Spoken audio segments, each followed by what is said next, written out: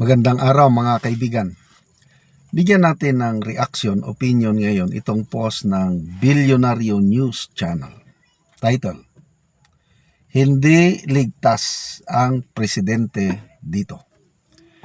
Pahayag ito ng isang Gen Z congressman, Representative Elijah San Fernando. Kamanggagawa, Representative, party list ito, Kamanggagawa, Representative Elijah San Fernando tells Bilyonaryo News Channel, The Spokes, yung programa, that President Ferdinand Marcos Jr. cannot distance himself from the flood control scandal as he personally approved the 2025 national budget that carried the questionable allocations. Ito ang exact statement ni Congressman San Fernando. Even the president, hindi ligtas ang presidente dito. Mali yung sinasabi ni Yusek Claire Castro na ligtas ang presidente dito. Hindi. Mga tao nakikita yan na complicit din ang Pangulo. Salamat po, Congressman San Fernando, sa iyong pahayag. Parehas, nagtugma ang pahayag ni Congressman San Fernando sa pahayag ni dating Supreme Court Justice Antonio Carpio. Mahistrado ito ng Supreme Court. Alam niya kung ano ang batas. Nagpahayag si Justice Carpio ilang araw bago yung September 21 rally, anti-corruption. Martial law na yan, anniversary ng martial law. Diyan mo maano yung corruption panahon ng Marcos Sr. Kaya maraming galit. Itong mga dilawan, galit na galit sa Marcoses dahil sa martial law. So ito, si Justice Carpio, isang dilawan, sinabi niya na kung malala ang corruption ng Marcos Sr. during martial law, mas malayong malala ngayon. It's worst. The worst corruption scandal in history. Ito ngayon, Marcos Jr. administration. The president is liable. Niya. Kasi pinirmahan niya yung budget. Lumalabas sa 2025 budget, mayroong 450 billion na questionable yung budget insertion. Ang bineto ng Pangulo, 29 billion lang ang beto. Yung 421 billion na questionable, pinirmahan niya at nirelease niya. Nirelease ng DBM, kaya napunta sa mga politiko. Ito ngayon ang ginamit sa anomalya sa flood control. So ano yung sinasabi ni Claire Castro, isang abogada pa naman? Ligtas ang Pangulo. Magpasalamat daw tayo sa Pangulo dahil isiniwalat ang Pangulo ang korupsyon nangyayari. Kaya nagiging nagiging hero pa daw ang Pangulo. Magpasalamat tayo. Ba't hindi? Command responsibility. Itong, I don't know anong klaseng Pangulo ito, Commander-in-Chief. Hindi siya nakakaintindi sa command responsibility. Dahil pinirmahan niya, harapin niya yung katotohanan na nagamit sa corruption, yung pinirma niya and responsibilidad niya bilang president. The fact na kaalyado niya, pinsan pa niya ang Speaker of the House. Halos lahat ng kongresista kaalyado niya. Yung mga kongresista na yan na sasangkot sa flood control, ay di harapin niya ang problema. Kaya wala hugas kamay.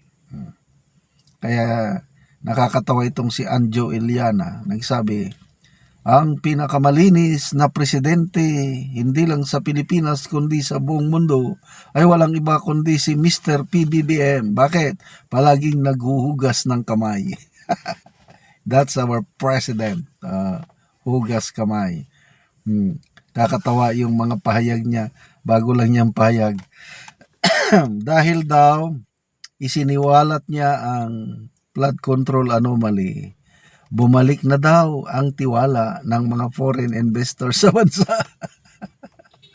Anong klaseng pag-iisip niyan?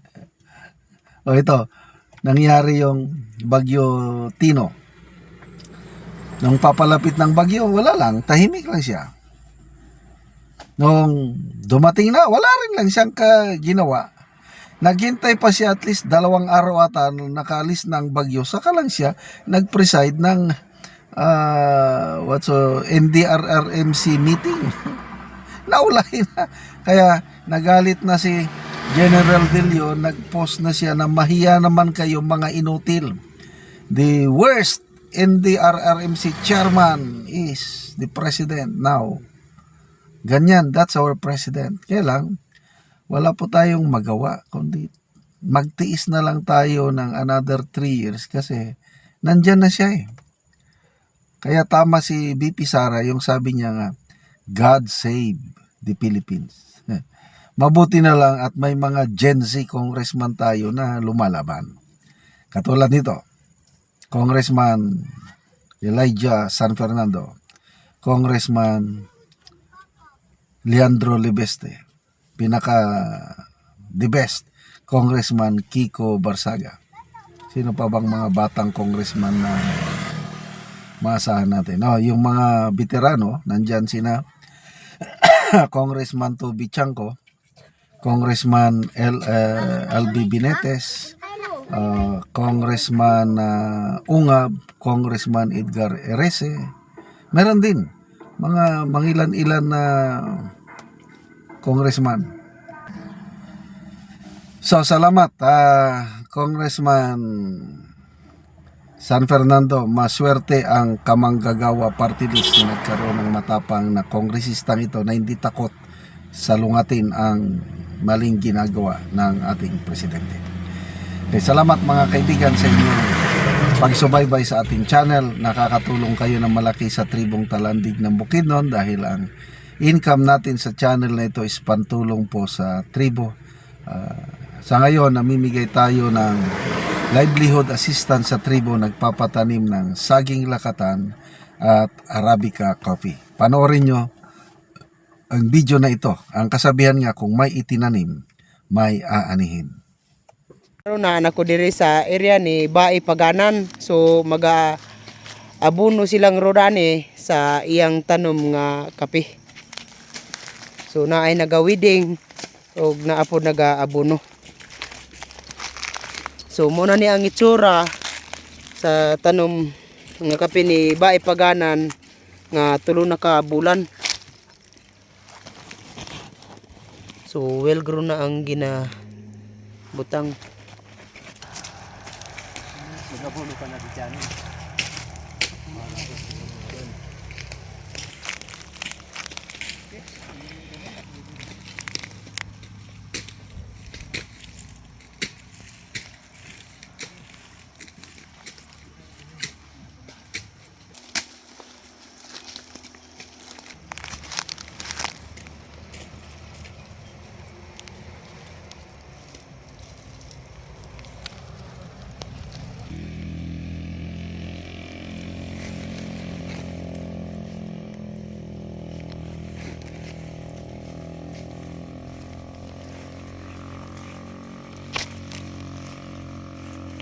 Na anay mga sanga.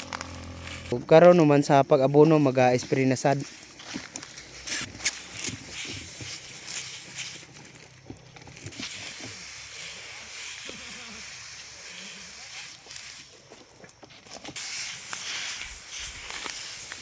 So kining among tanom nga kape nga among napalit 16,900 na ni.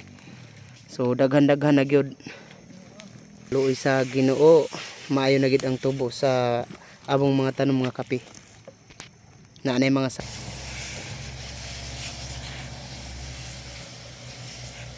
og mo na ni gilo agon sa gitamnan ni Bae Paganan sa 780 nga tanom niya nga kape. So salamat kaayo sa Ginoo og sa nagsuporta sa among pagpananom sa kape. Naot nga magpadayon kini aron mawas kami sa kalisod.